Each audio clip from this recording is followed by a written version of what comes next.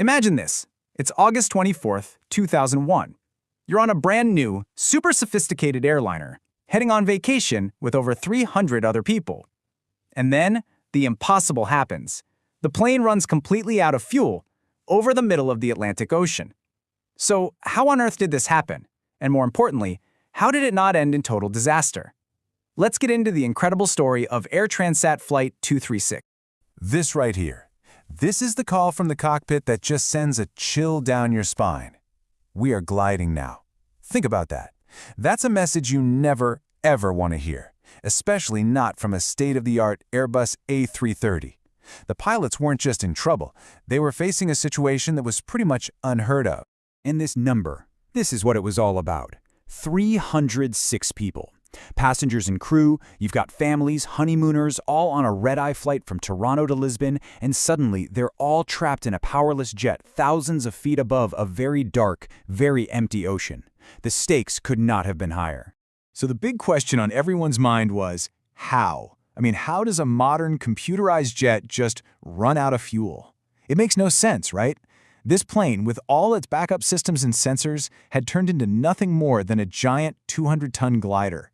And the mystery of how it got that way was just getting started.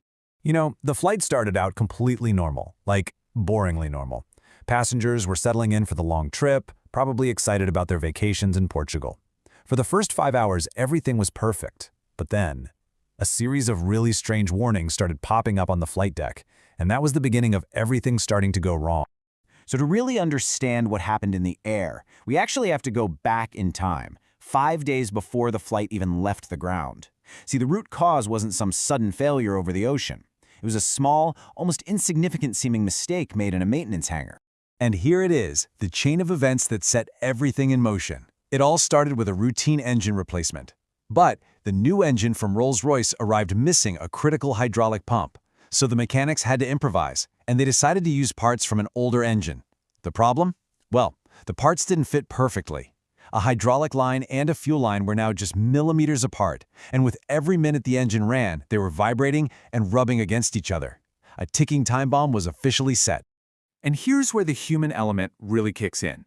The lead mechanic, he actually noticed this. He raised concerns about using the mismatched parts, but he was basically overruled. He was told that waiting for the correct part would cost too much and cause too many delays. So a decision that was all about time and money had just armed that bomb on engine number 2.